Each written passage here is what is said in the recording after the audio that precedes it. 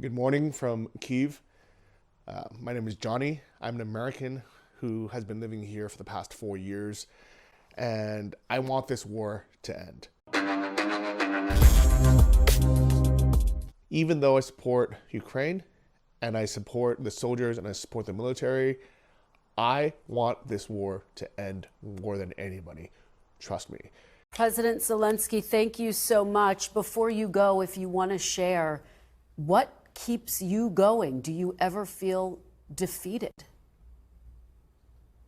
I have a lot of power, but even feeling strong and have a lot of energy, it doesn't mean that we want to fight all our life, because the price is high, like I said, because the war takes the best of us, the best heroes, the best men, women, children. That's it. But we are not ready to give our freedom to this terrorist Putin. That's it. That's why we are fighting. That's it. President Zelensky, thank you so much for your time this morning. We really appreciate it. Thank you. I want this war to end more than anybody. Trust me. And the reason why I decided to make this video today is I was called a warmonger by a person, an American guy I know, that I've known for about 10 years now. We had a very random argument on Facebook about COVID, of all things, where he mentioned something about COVID, and I was like, oh, yeah, I'm glad that turned out not to be as bad as we thought it could have been. And he went on this rant about, how it was all, fake, all BS, and that he knew from, the very first day that it wasn't going to be that big of a deal. And I was like, that's like me saying, and I think I picked the wrong sports team. I think I said the Colts or something, which really had no real chance of winning the Super Bowl. But, it'd be like saying, like, the 49ers will definitely win the Super Bowl next year in 2025.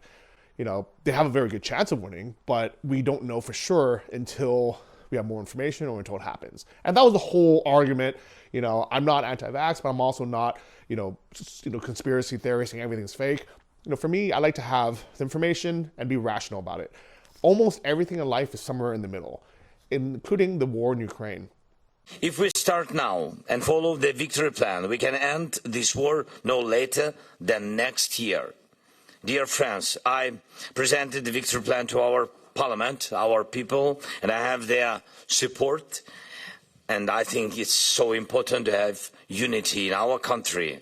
The goal of the plan is that it strengthens not only Ukraine, but also our entire community. We propose placing on Ukrainian land a deterrence package that would either force Russia to participate in real peace negotiations or allow for the destruction of their military targets. It's the peace through strength approach for this point. And it's about the appropriate missile package.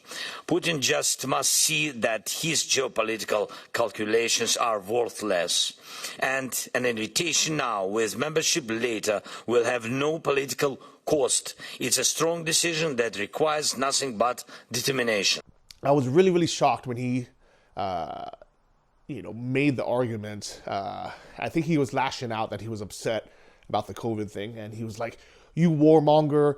And I was like, what are you talking about? I'm the one suffering from the war, even though he thinks he is by living in the US and paying taxes. I also pay US taxes. And I think there's a lot of people in the US that don't realize Ukrainians do not want this war.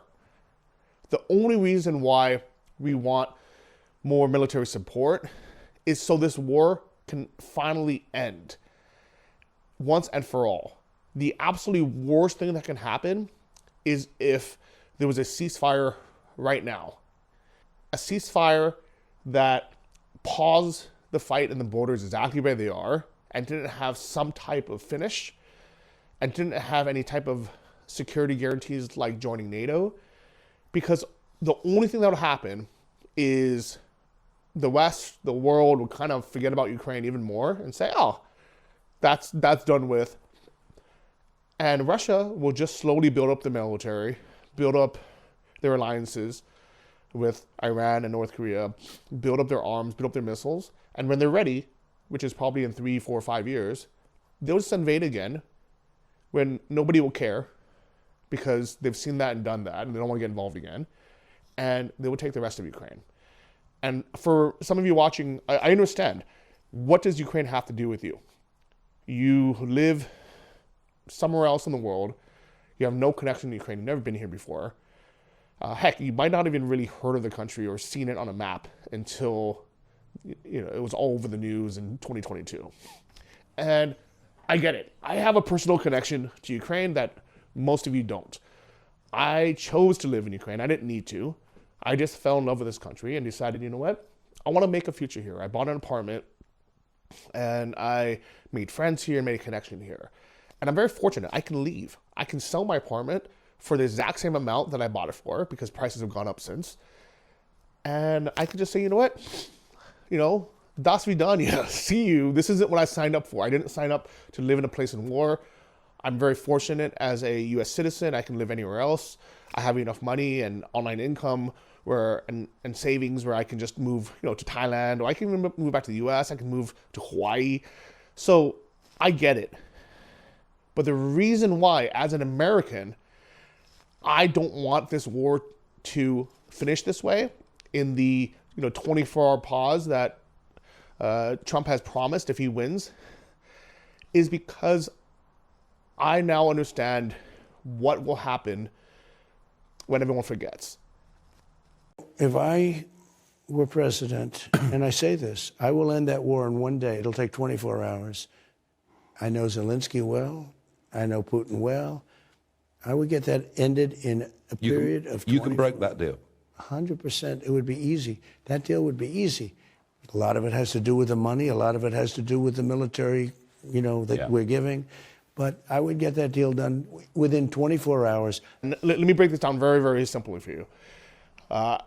If Russia is allowed to invade their next door neighbor for whatever BS reasons that they said, which everyone really understands was complete BS, because everything that they said turned out they kind of stepped back on and they're like, you know what?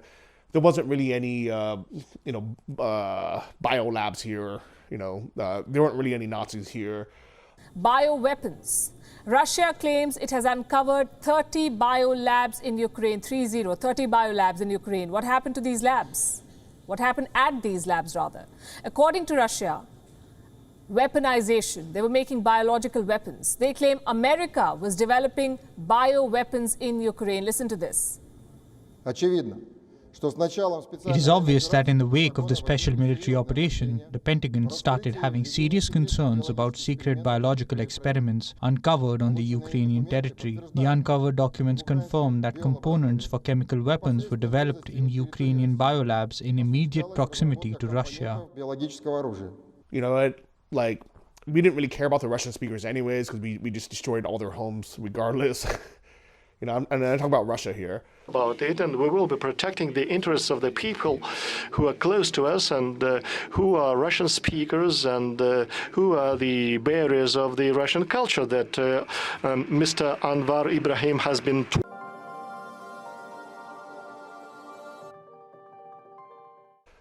NATO expansion, we don't really care.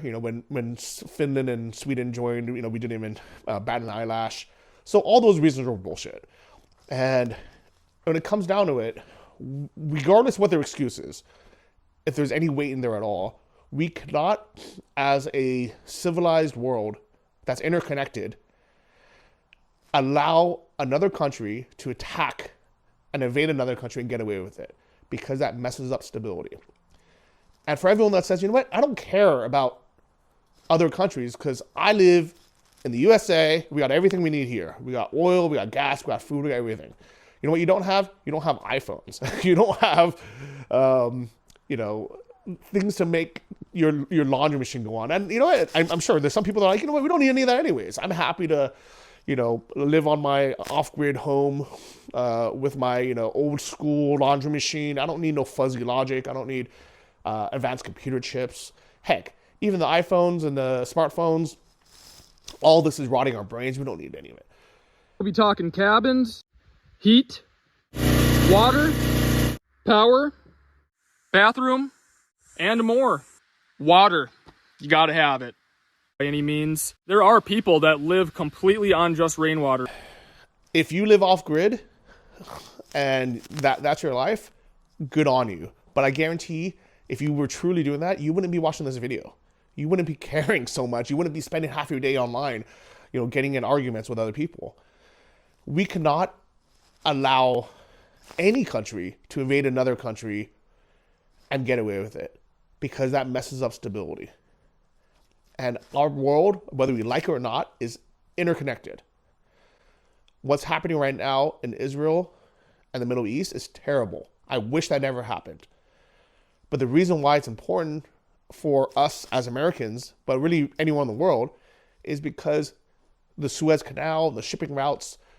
The Suez Canal is a 193-kilometer man-made waterway in Egypt that stretches from the Gulf of Suez in the south to Port Said in the north. It is still the quickest way to get goods from Asia to Europe and vice versa. It's difficult to underestimate just how important the Suez is to the world economy. If there is war in the Middle East and there's terrorism, we can't get our stuff. Food, electronics, like even during COVID, I hate to bring it back to that, but we had supply shortages and it really messed things up. Prices went up. It was hard to get things. The fact of the matter is our world is interconnected and we need stability. Is the U.S. perfect? No, absolutely not. Historically, have we been involved in things that I wish we weren't? Absolutely. But if there has to be a world police, and there does have to be a world police, unfortunately, I'd rather have the U.S. be it than Iran or Russia or North Korea. And at the end of the day, I really think that's kind of hard to argue against. Prior to February 2022, I did not think Russia would invade Ukraine. If you watch any of my past videos before then or live streams, I was like, you know what? Why would they invade? It doesn't make any sense. All the reasons they gave were BS. People in Ukraine and people in Russia had great relationships. People had family with each other. The language thing was never that big of an issue. Like, all these things, I did not think would trigger or give an excuse for someone to invade another country. And here's the scariest part, and why I'm personally so involved in this, is because my parents are from Taiwan. And our entire lives, literally before I was born, China has been threatening to invade Taiwan. And the only reason why they haven't is because they know that if they do, first off, the US and other countries will help Taiwan militarily. But second, they also know that financially it won't be worth it for China to piss off the world and create this instability. China's been trying to say, this is our internal thing, don't get involved. Kind of like Russia made the same excuse with Ukraine, saying, don't get involved, this is our internal, brotherhood thing. Guess what? Since 1991, Russia and Ukraine have been separate countries. That exact same excuse can be used for any of the former USSR states. Imagine if after Russia takes part of Ukraine or all of Ukraine, they said, oh, let's take Lithuania next. Let's take Latvia next. Now let's take Poland. The US will have to get involved at some point. And this is kind of like 1938, right before the big world wars. The main thing to understand about the Second World War is that the territory of Ukraine is the cause of the Second World War. The idea was that Germany is going to build an empire eastward, which will merge German industry with Ukrainian rich black soil and create a power that will rival the British and the Americans into the future. Without this particular colonial vision, at which Ukraine is the center, there wouldn't have been a Second World War. First of all, you have a war which begins not just with Nazi Germany invading a country, but with the Soviet Union invading a country. And this is the point where basically everybody's myth of the Second World War goes wrong. The British want to have it start in the middle of 1941, the Americans at the end of 1941, the French in spring 1940, but the Second World War begins in September of 1939. And it begins with an alliance between the Soviet Union and Nazi Germany. We had a chance to just stop, everything and saying, you know what? We need to nip it in the bud right now before it gets worse. Ukraine is literally fighting against Russia, who is allied with North Korea and Iran. And China is helping them as well. Think about it. These 4 countries are the worst countries in the world. This is literally the axis evil.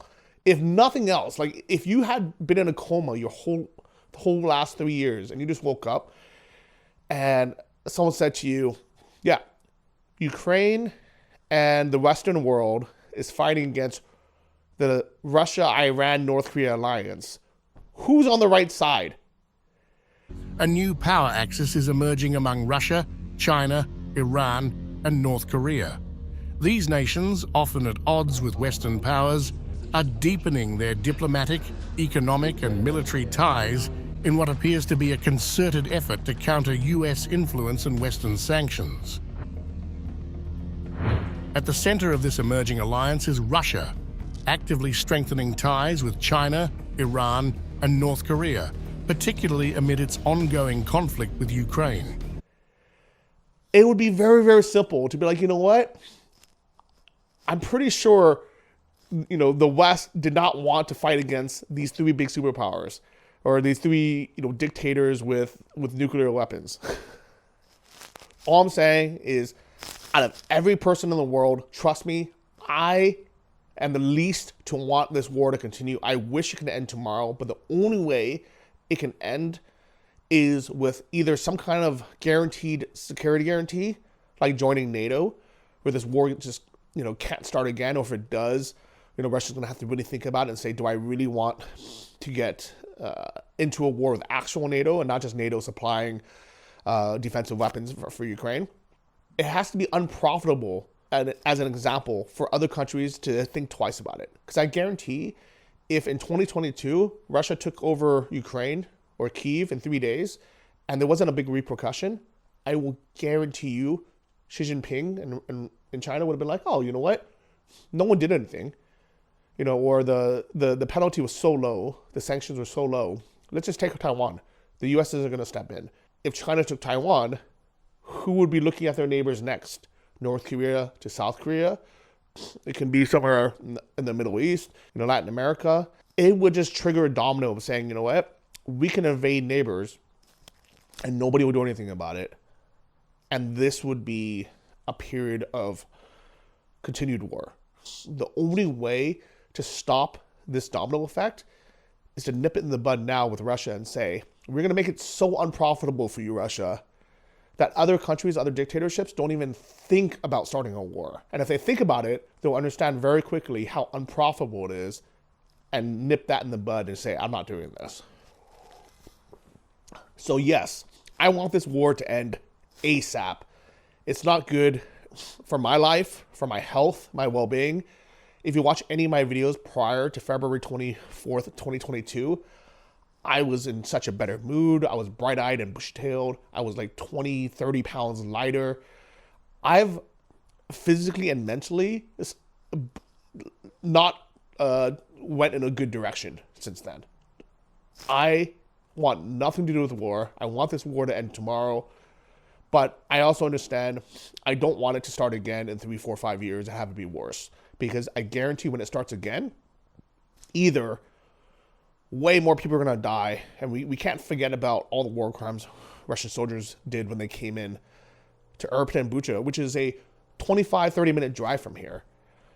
They were literally killing people, putting them in mass graves, raping women and children. And we just let them get away with this? Like, we cannot let them get away and profit from this. The road into liberated Irpin, where destroyed buildings tell only part of the story of the last month in Kyiv's embattled suburbs. With every few yards closer to the centre, it became clearer what liberated really looks like. Everywhere we saw the roads that will take years to repair, But then we heard the trauma that might take much longer. Irpin's evacuees emerged with allegations of indiscriminate cruelty. Traumatized and hungry, the evidence they shared was consistent and horrifying. One of the evacuees calls her family to tell them she survived.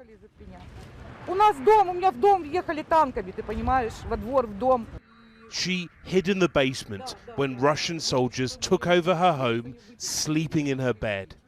And when two of her elderly neighbors dared to step outside, they were killed.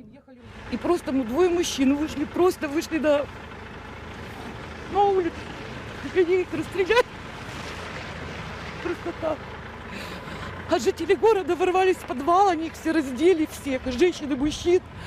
Это уже они мне рассказывали. Они их выстояли, обыскали, в общем, унижали, избивали.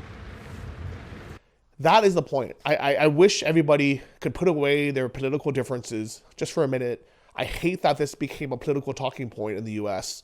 with the Trump supporters saying, defund Ukraine, forget about them, just because Joe Biden was supporting Ukraine, because the rest of the world was supporting Ukraine. It literally just became a talking point. I guarantee if Biden wasn't supporting Ukraine, Trump would have been like, oh, you know what, let's take the opposite and say, you know what, we're going to be the ones to do it. And this is just the way it is with all politics. It has nothing to do with rationale, nothing to do with what's right or wrong. It's literally taking the other side, and the most divisive other side. And it's very sad, and it's really messed up. And I wish that people had enough empathy not to have this be a political talking point. And unfortunately, Ukrainians who in 2022, everyone understood they are the victims. They didn't want this war. They're the ones suffering.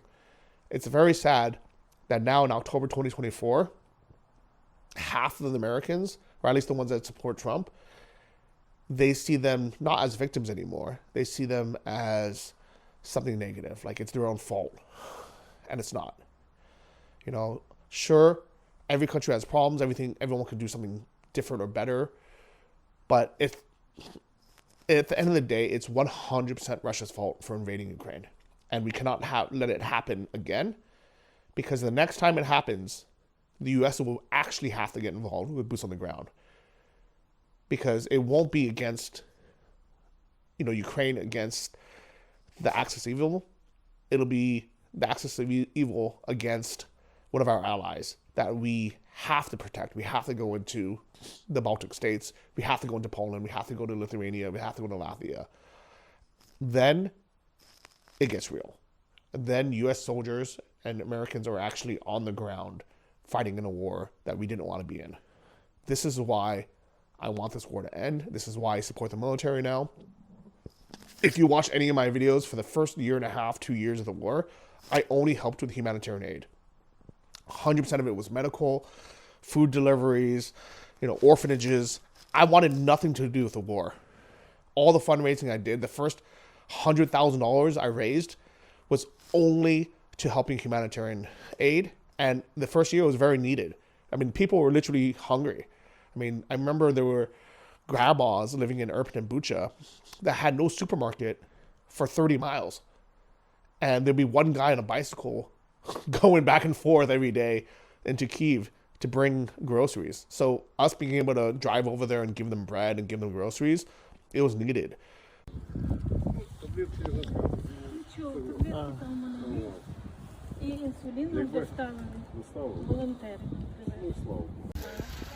So today we came to a village near Chernovsky in the Oblast to give away bread and food, and basically just whatever people need. We have like detergent and soaps and washing supplies, oil, whatever they need.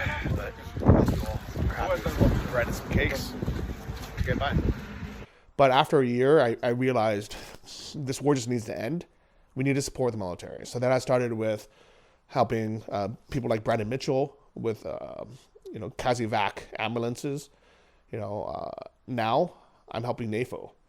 And this is military vehicles, and this can be used for, really anything they need. They're not armored vehicles, so they're not like, going and fighting in the front, but they are going to the front to do scouting missions, to pick up Kazyvacs, to do whatever they need to do.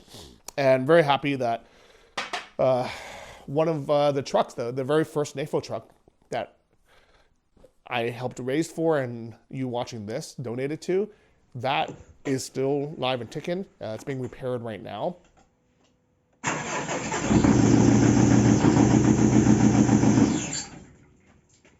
And we are going to pay for the bill for that using the money from this auction.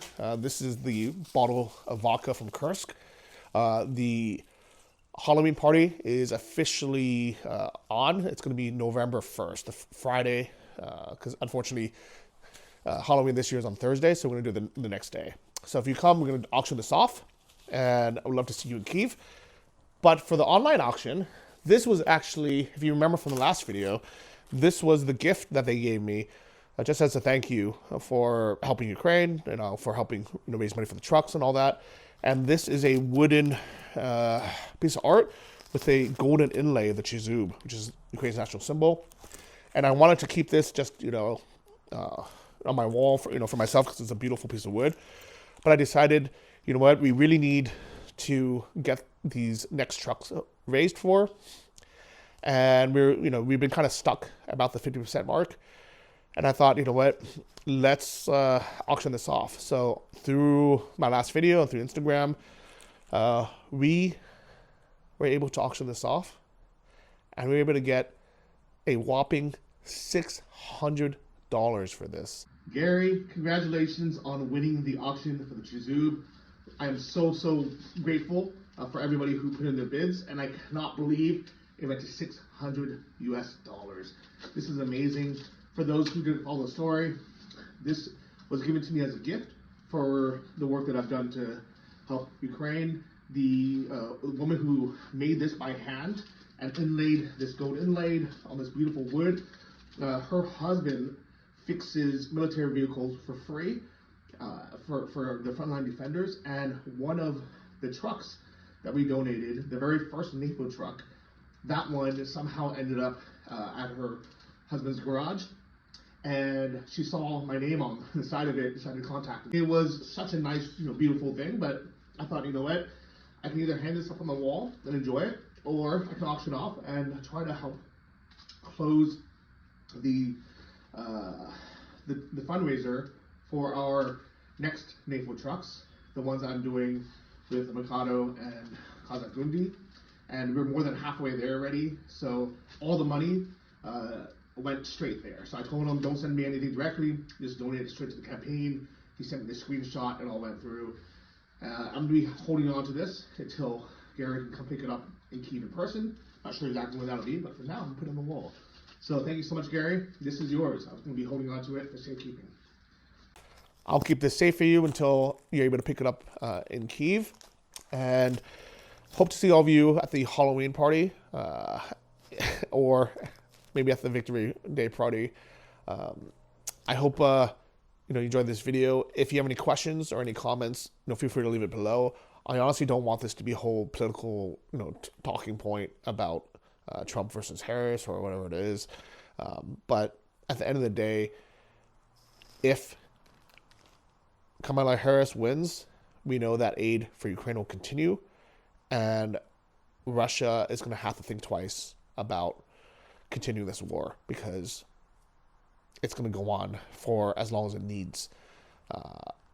If Trump wins, nobody knows what's going to happen, but from everything he said, especially JD Vance has said, they're just going to sell Ukraine out to dry and say, we're going to cut you off, and you're going to have to basically be on your own, or you're going to have to force some kind of ceasefire, which I guarantee is not going to be good for Ukraine in the long run.